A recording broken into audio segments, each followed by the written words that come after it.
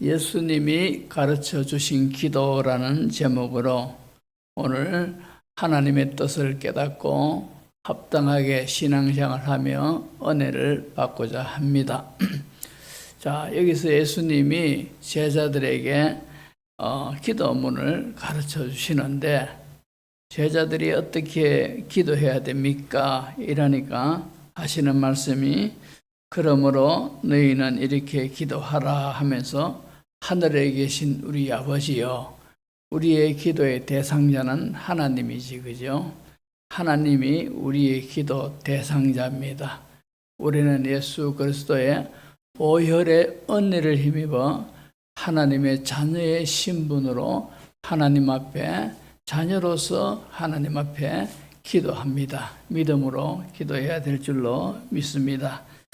자, 예수님이 오늘 본문에서 가르쳐 주신 이 기도 내용이 그 뒤의 내용과 쭉 연결해 보면은 첫째는 두 가지로 우리가 생각할 수 있는데, 첫째는 하나님의 영광을 위한 기도가 있고, 그 다음에 또 인간의 필요에 대한 기도가 있습니다. 그런데 하나님의 영광을 위한 기도가 세 가지, 인간의 필요를 위하여 하는 기도가 네 가지, 이렇게 도합 7가지를 말씀하고 계시는데, 오늘은 이제 하나님의 영광을 위한 기도, 이 세 가지에 대해서 살펴보도록 하겠습니다. 그래서 우리가 예수님께서 이렇게 기도하라 하신 것은 하나님의 뜻입니다. 이 속에 하나님께서 이렇게 기도하라, 그러니까 이 기도하라는 이 말씀에서 이렇게 살아라, 이런 의미가 내포되어 있습니다. 그러면 이 말씀에서 우리가 무엇을 깨닫습니까? 하나님이 우리에게 어떻게 살기를 원하고 계십니까? 첫째로 보면은 거룩하게 살아라, 그렇게 말씀을 하고 계시죠. 왜 그런가 하니까 예수님이 가르쳐준 기도문에 하늘에 계신 우리 아버지여 하고 난데 첫 번째 기도 제목이 이름이 거룩히 여김을 받으시오며, 하나님의 이름이 거룩하게 되게 하라는 것이요. 하나님의 이름이 거룩하게 되게 하여 주시옵소서, 그렇게 기도하라고 합니다. 거룩은 하나님의 대표적인 성품 중에 하나지, 그죠? 오늘 새벽에도 사랑에 대해서 말씀을 드렸는데, 하나님은 어떤 분이시냐? 하나님의 대표적인 품성이 하나님은 사랑이시다, 그죠? 그리고 그 뒤에 이어지는 것이 바로 거룩입니다. 하나님은 거룩하신 분이십니다. 따라서 우리가 하나님을 믿는 우리 성도들, 하나님과 관계를 맺고 있는 우리 성도들, 하나님의 자녀가 된 우리 성도들, 하나님과 하나가 되었다고 말하는 우리 성도들은 거룩해야 돼요. 거룩하게 살아야 된다, 이 말입니다. 이 거룩이란 말은요, 히브리어로 카도시라는 그런 말인데, 그 카도시라는 뜻이 구별되다, 다른 것들과 분리되다 하는 뜻이고, 헬라어로는 하기오스라는 그런 단어입니다. 뜻은 성스럽다, 구별되다, 정결하다, 그렇습니다. 그러니까 이 말씀들을 다 연결해 볼 때 구별되게, 다른 세상의 어떤 제약된 것들과 구별되게 정결하게 그렇게 살아야 된다. 이것이 바로 거룩하게 사는 겁니다. 우리가 하나님의 자녀가 되는 것 같으면은 우리는 하나님의 품성을 닮아야 되고 하나님의 요구하심에 그렇게 살도록 애를 써야 됩니다. 천국은 침노를 당한다고 예수님이 말씀하셨죠, 그죠? 침노한다는 것은 우리가 쳐들어간다는 거죠. 차지한다는 겁니다. 그러면은 하나님께서 원하시는 이런 영적 이 모습에 우리가 애를 써야 된다, 이 말입니다. 저절로 되어지는 것이 아니라고요. 이사야 6장 3절을 보시면은 서로 불러 이르되 거룩하다, 거룩하다, 거룩하다. 만군의 여호와여, 그의 영광이 온 땅에 충만하도다 하더라. 이 거룩하다, 거룩하다, 거룩하다 하면서 하나님의 영광 돌리는 이 천사는 우리가 참고로 서랍이라는 천사인데, 이 천사다 보면 두 종류의 천사가 있습니다. 스라벨이라는 천사, 그 다음에 그룹이라는 천사가 성경에 나오고 있지, 그죠? 스라벨이라는 천사는 하나님을 수행하고 하나님을 찬양하는 천사가 스라비고, 그룹은 하나님의 거룩을 보호하는 그런 천사가 바로 스라비 그룹이라는 천사입니다. 그러니까 역할이 좀 다르지, 그죠? 성도는 거룩해야 됩니다. 근데 거룩해야 되는데 단순히 외적인 그런 면에서만 거룩한 것이 아니고 삶 전체가 거룩해야 돼요. 삶 전체가 거룩하다는 것은 내 안에서부터 내 밖의 행동까지, 그리고 삶 전체, 이 모든 것이 다 하나님은 거룩하기를 우리에게 요구하고 계시고 명령하고 계시는 거래요. 자, 여기서 보면은 우리가 삶 속에서의 예배가 어떤 것이냐, 우리가 잘 알죠. 그러므로 형제들아, 내가 하나님의 자비하심으로 너희를 권하노니 너희 몸을 하나님이 기뻐하시는 거룩한 산제물로 드리라. 이것이 너희가 드릴 영적 예배다. 그렇게 말씀하고 있죠, 그죠? 그러니까 우리의 몸을 거룩한 산제물로 드리라, 이 말입니다. 산제물로 드리라는 것은 우리의 몸뿐 아니라 우리의 마음뿐 아니라 내 삶 전체가 다 거룩하게 살아서 이것이 하나님이 기뻐하시는 예배가 되게 하라는 그런 의미가 있습니다. 그러니까 교회 와서 예배 한 시간 드렸다고 해서 나는 이제 예배 드렸으니까 성도의 의무를 다했다, 천만의 말씀. 그런 집에 가가지고는 성경식 아무데나 읽든지 안 하고 월화 수목금토 내 마음대로 살고, 이건 성도의 모습이 절대 아닙니다. 우리가 성도의 모습은 교회에서 예배드리는 이 모습이나 집에서나 사회 어느 곳에 누구 앞에서 어떤 환경에서도 우리는 하나님 앞에 나는 거룩한 존재로서 거룩하게 살아야 돼, 이러면서 거룩이 연속으로 이어져야 된다, 이 말입니다. 그것이 바로 거룩하게 사는 거라요. 그리고는 이 거룩이 겉으로만 그죠, 거룩한 척 이렇게 하는 것이 아니라 내 생각이, 내 마음이 거룩해야 돼요. 구별돼야 된다, 이 말입니다. 죄와 세상의 타락된 모든 것들과 구별되는 이런 모습으로 우리의 생각이, 우리의 마음이, 그리고 밖으로는 행위가 있죠. 언어 행위, 말하는 것, 행동하는 것, 이 모든 면에서 우리는 거룩해야 된다, 이 말입니다. 하나님이 그것을 우리에게 요구하고 계셔요. 그래서 예수님이 제자들이 기도를 우리에게 가르쳐 주십시오 할 때 하늘에 계신 우리 아버지 하원한 다음에 첫 번째 기도하라 하는 것이 바로 이름이 거룩히 여김을 받으시오며, 그러니까 우리 성도들이 거룩하게 살 때 하나님이 우리를 통해서 하나님의 이름이 영광을 받으신다, 이 말입니다. 아멘. 우리가 어떻게 사는가에 따라 가지고 하나님의 이름하고 연결되어 있습니다. 하나님은 이런 분이구나, 하나님은 저런 분이구나. 눈에 안 보이는 하나님을 우리 믿는 성도들이 어떻게 생활하고 어떻게 살고 하는 이 모습을 보고, 하나님은 이런 분이구나. 전에는 저 사람이 영 예수님을 안 믿을 때는 행편없이 살았는데 교회 다니고 예수님을 믿고 난 뒤에는 모든 삶이 절제되어 있고 마음도 바르고 행동도 반듯하고 삶도 달라졌더라. 이래 되면 하나님이 이런 분이구나, 그 사람들이 그렇게 판단한다, 이 말입니다. 그래서 베드로 전서 1장 16절에 보면은 기록되었으되 내가 거룩하니 너희도 거룩할지어다 하셨느니라. 하나님이 베드로 사도를 통해서 말씀하시기를 내가 거룩하니, 하나님 자신이 거룩하니 너희도 거룩해라. 땅에 살면서도 우리 성도들에게 너희는 이제 성도가 되었고 나의 자녀가 되었으니 내가 거룩하니 너희들도 거룩하게 살아라, 거룩하라, 그렇게 말씀하신다, 이 말입니다. 좀 전에 말씀드렸지, 거룩은 구별되는 거라요. 죄악과 타락한 세상 문화와 완전히 구별되는 그런 모습, 이런 것이 거룩이더라는 말입니다. 하나님은 중심을 보시지 않습니까? 제가 전에도 말씀드렸지만도, 자, 블레셋 나라가 불시에 이스라엘을 침공을 했습니다.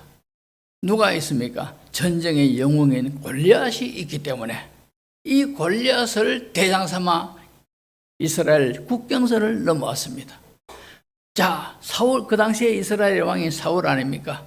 군대를 급히 소집해서 맞대응하기 위해서 전쟁터에 나가는데, 첫 번째 보니까 기가 죽어가지고 사기가 다 떨어졌습니다. 이 골리앗이라는 장수는요, 키가 근 3m 가까이 된다 이 말입니다. 그렇다고 힘이 얼마나 센지 창자루가 배틀치처럼 휘휘 돌리고 이럴 정도로 그죠. 힘이 셉니다. 그러니까 사울도 한가닥 하는 사람인데 사울 엄두를 못 냅니다. 그래가지고 그 땅속에 고개만 푹 쓰고 있는데 어린 소년 다윗이 자기 형들이 군대에서 전쟁터에 가지고 어떻게 지내는가 안부를 물으러 갔습니다. 소년인 다윗이. 근데 이 블레셋 나라의 장수 골리앗이 하나님을 욕하고 하나님의 이름을 믿는 성도들을 얕잡아보고 모욕하니까 의로운 분노가 일어나는 겁니다. 그래서 내가 나가겠습니다. 내가 저 하나님의 이름을 망령되이 일컫는 저 사람을 내가 싸워 이기겠습니다. 상대가 안 되지 않습니까? 소년하고. 그런데 전쟁의 싸움의 결과는 어떻습니까? 골리앗이 죽었어요. 다윗이 던진 돌멩이에 여기 맞아가지고 탁 쓰러 죽었어요.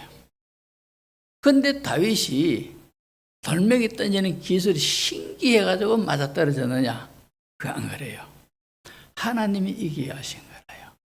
그러면은 왜 하나님이 그렇게 하셨느냐? 하나님이 여러 사람들 있지만도 비록 소년이지만도 다윗의 마음 중심을 보신 거예요. 다윗의 마음 중심에 하나님을 경외하고 하나님을 위하고 하나님의 사람으로 살고자 하는 거룩이 그 속에 가득하고 하나님의 사랑하는 마음이 누구보다도 강하더란 말입니다. 그래서 여호와는 중심을 보는도다.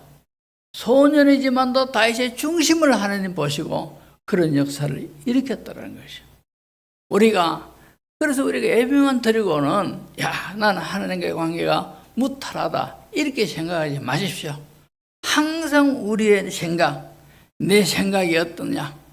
생각도 우리가 많은 생각을 하지 않습니까? 마음에도 감정이 여러 가지로 교차하지 않습니까?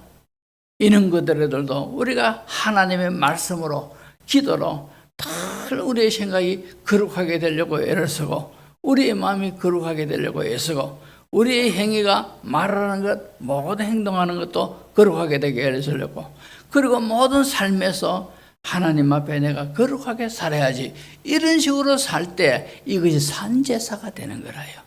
하나님이 그 기쁘게 날마다 우리의 삶을 험량하신다 이 말입니다.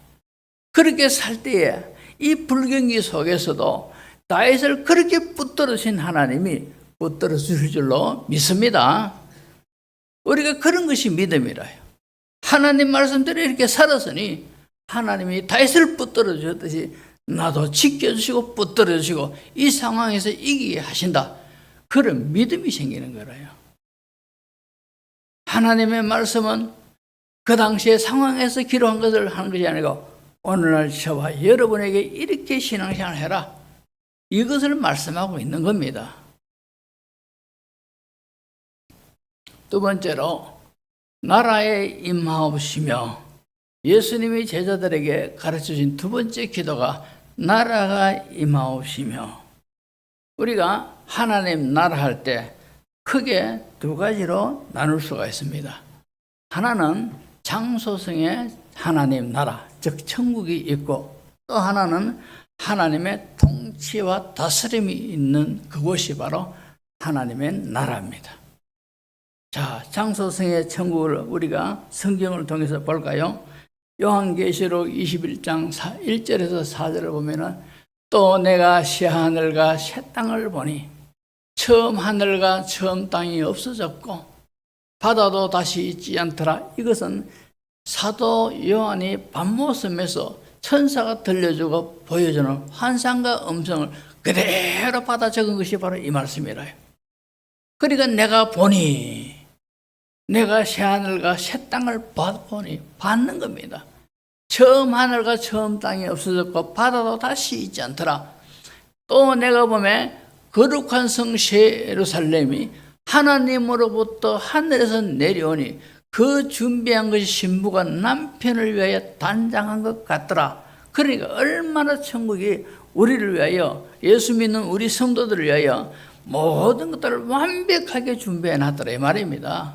자, 그 뒤에 보시면은 내가 들으니 보좌에서 큰 음성이 나서 이르되 보라, 하나님의 장막이 사람들과 함께 있음에 하나님이 그들과 함께 계시리니 그들은 하나님의 백성이 되고 하나님은 친히 그들과 함께 계셔서 모든 눈물을 그 눈에서 닦아주시니, 땅에 살 때에는 이런 일로 눈물을 흘리고 저런 일로 눈물을 흘릴 일들이 얼마나 많습니까?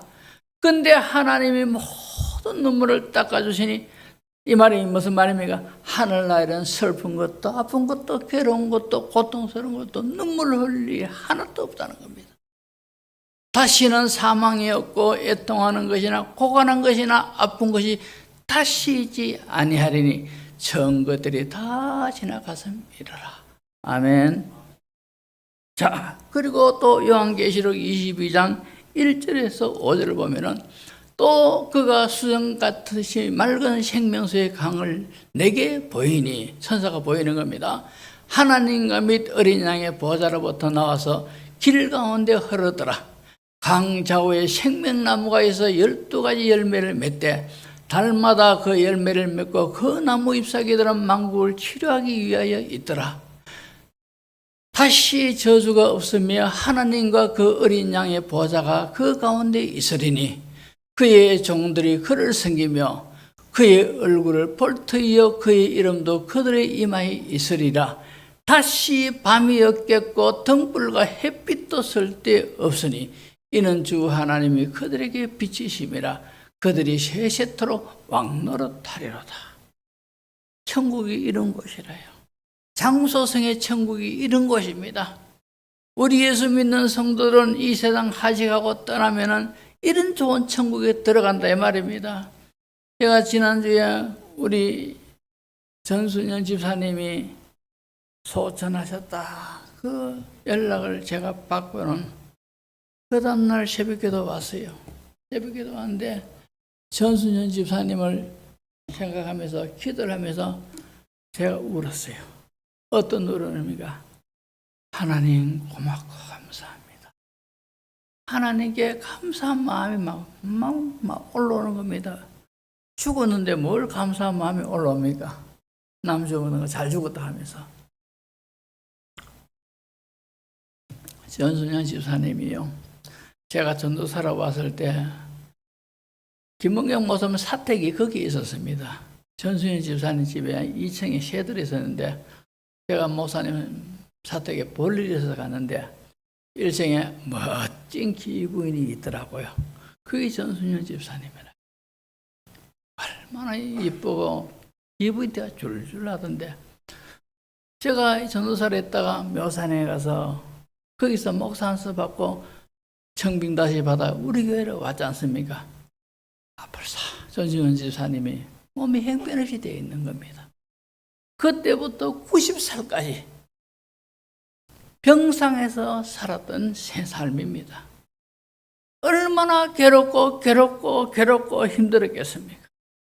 제가 그것을 보고 얼마나 기도 많이 했는지 모릅니다. 근데 뭐 빨리 또 그 나중에는 너무 힘들어하니까 또 빨리 돌아가셨으며 이런 마음이 꿀떡 같았는데 안 돌아가시고 오래 사시더라고요. 90살까지 사셨는데 지난주에 돌아가셨습니다. 이런 연락을 받고는 그 다음날 새벽에 하나님 이제 감사합니다. 이제 전순현 주사님을 그 모든 힘들면서 불러주시고 하나님 나라로 불러가시니 너무너무 감사합니다. 제가 엉엉 울었어요. 우리는 다 믿습니다. 이 세상 끝나고 나면은 천국 가는 줄로 믿습니다. 그러니까 우리 예수 믿는 것이 얼마나 큰 은혜요 복인지 모른다 이 말입니다. 뿐만 아니라 천국은 두 가지로 나눌 수가 있댔지, 그죠? 그 다음에는 천국은 하나님의 통치와 다스림이 있는 곳이 천국입니다.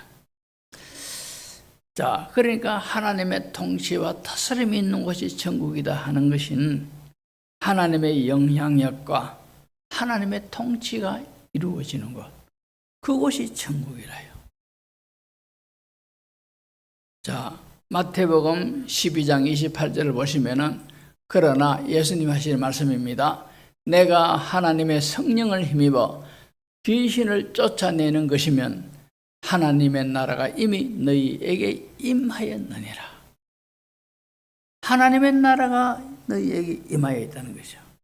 그런데 그 앞에 보면은 자, 바리새인들이 하나님 나라가 언제 임합니까? 이래 보니까 예수님이 하시는 말씀이 그렇게 말씀하시더라는 거죠. 자, 너희 안에 있느니라 했지요.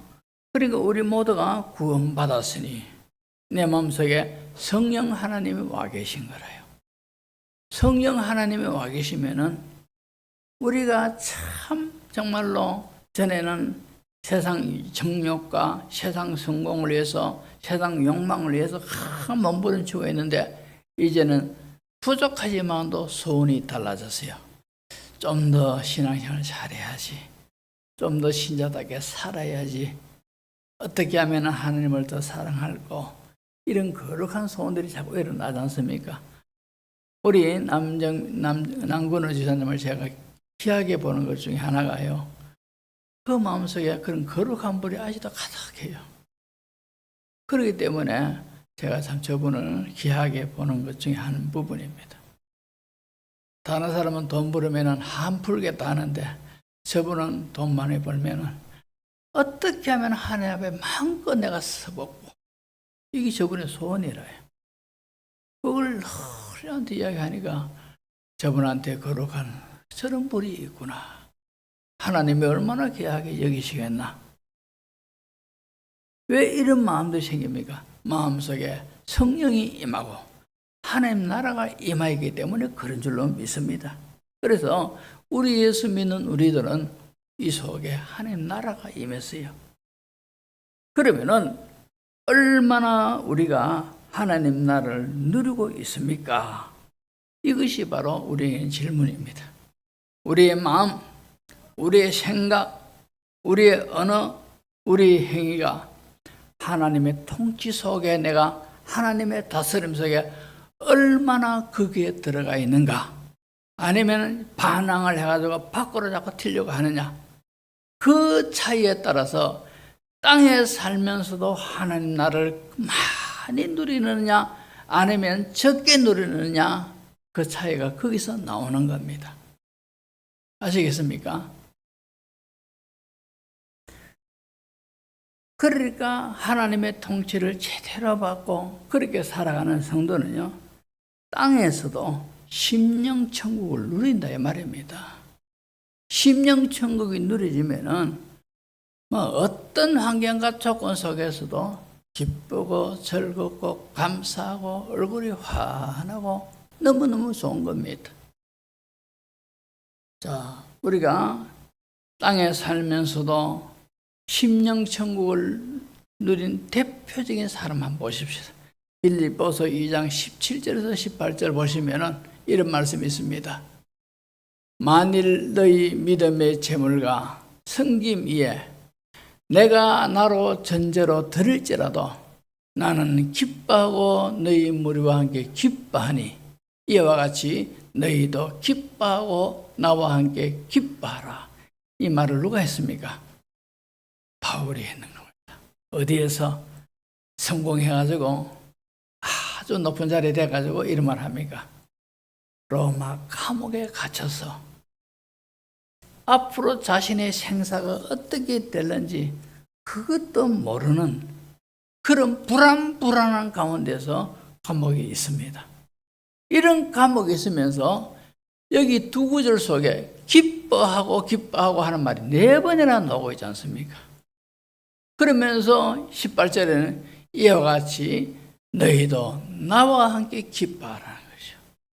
이것은 사도 바울이 비록 로마 감옥에서 온갖 외부의 억압을 당하고 힘듦을 겪고 내일 언제 자신의 목숨이 끝날지도 모르는 아슬아슬한 그런 위험천만한 상황에서도 기쁨이 충만한 겁니다. 왜 그렇습니까?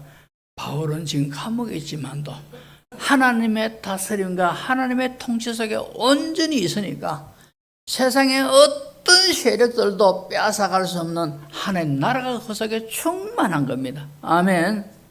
그러니까 감옥 속에서도 나는 기뻐하고 무리와 함께 기뻐하니 이와 같이 너희도 빌립보 교인들에게 너희도 기뻐하고 나와 함께 기뻐하라 이랬는 겁니다. 이것이 바로 이 모습이 이 땅에서도 예수 믿는 가장 멋진 것이고 가장 큰 능력 아니겠습니까? 아멘. 이것이 왜 이렇습니까? 하나님의 다스림과 통치를 그만큼 많이 받기 때문에 누리고 있는 거예요. 나는 예수 믿기 믿어도 늘 괴롭고 힘들고. 여러분, 하나님 앞에서 자신의 어떤 신앙을 점검해 보시기 바랍니다.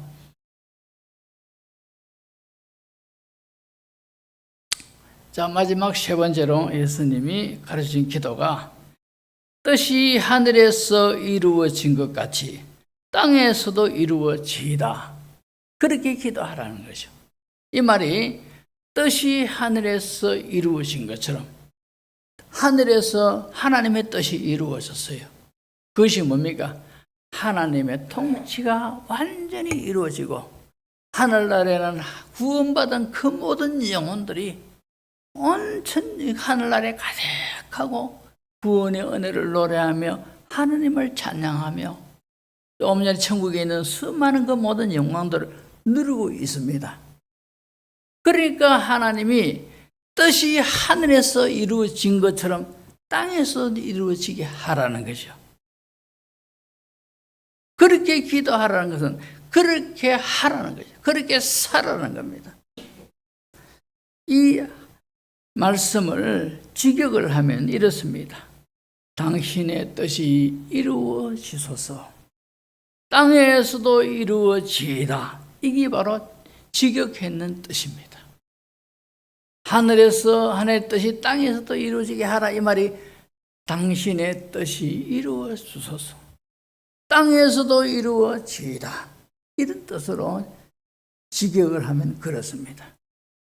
이 기도 바람대로 되려면은 자신도 하나님의 다스림을 받는 그런 성도가 돼야 되고, 그렇지만도 이 땅도 하나님 나라가 크게 임하도록 우리가 그런 역할을 하라 이 말입니다. 아멘. 자, 그러면은 우리가 이 땅에서 그런 하나님의 뜻이 이루어지도록 하려면은 이 땅 상태가 어떤 상태인가를 알아야 심각성을 느낄 수가 있습니다.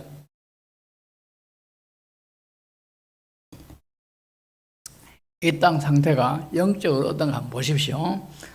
에베소서 2장 1절에서 3절을 보면은 그는 허물과 죄로 죽었던 너희를 살리셨도다. 자, 1절에서 보면은 이 땅에서 예수 믿지 않는 모든 사람은 허물과 죄로 죽었어요. 영적으로 죽은 상태에 있다 이 말입니다.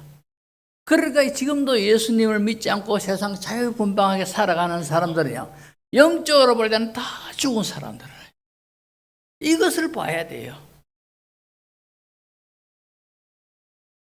그래서 옛날에, 지금은 은퇴하셨지만도 한금동의 수정교회 이인영 목사님이 대구 서교에 가서, 서교회가 지대가 높습니다.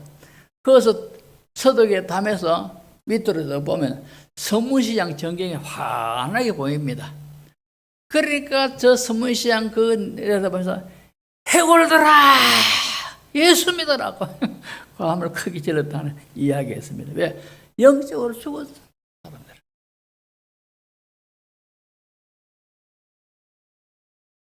자, 2절부터 보면은 그때에 너희는 그 가운데서 행하여 이 세상 풍조를 따르고 공중의 권세 잡은 자를 따랐으니 공중의 권세 잡은 자를 따랐다.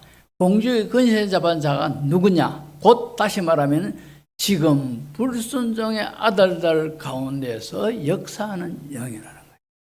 그러니까 예수 믿지 않는 사람들에게는 본인도 모르게 어떤 불순종 가운데 어떤 역사하는 영에 사로잡혀 있는 겁니다.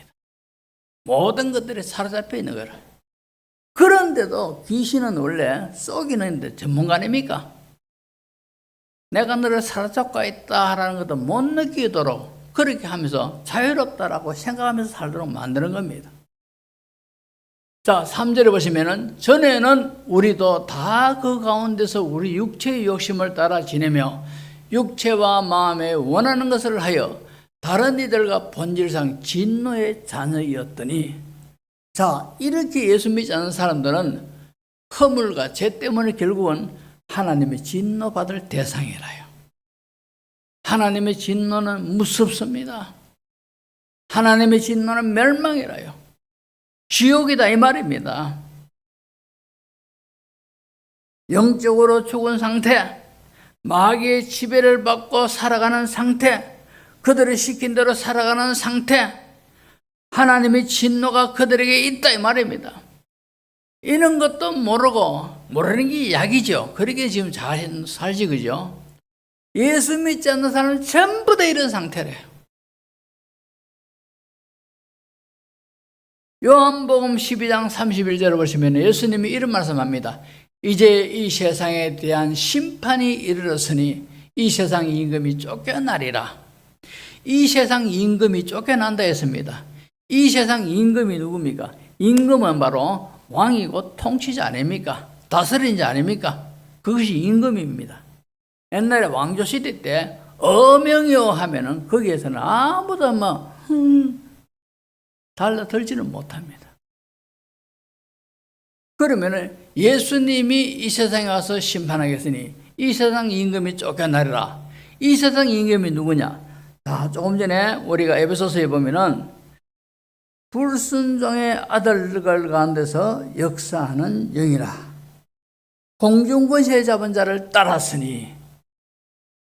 그러니까 세상에 믿지 않는 사람의 세계는 공중권세 잡은 자가 꽉 누지르고 있는 거라요. 지배를 하고 있는 겁니다. 다스리고 있는 겁니다. 그러니까 뭐는 거야? 바로 마귀가 왕노릇하고 임금 노릇하고 있더라 이거죠. 그러니까 예수님이 오시면은 이 세상에 대해 심판하리니 이 세상 임금이 쫓겨나리라. 마귀가 쫓겨난다 이 말입니다. 그런 뜻에서 이런 말씀하신 거라. 이런 것을 볼 때 이 세상은 지금 세상 임금 노릇하는 마귀한테 다 눌려 있는 겁니다.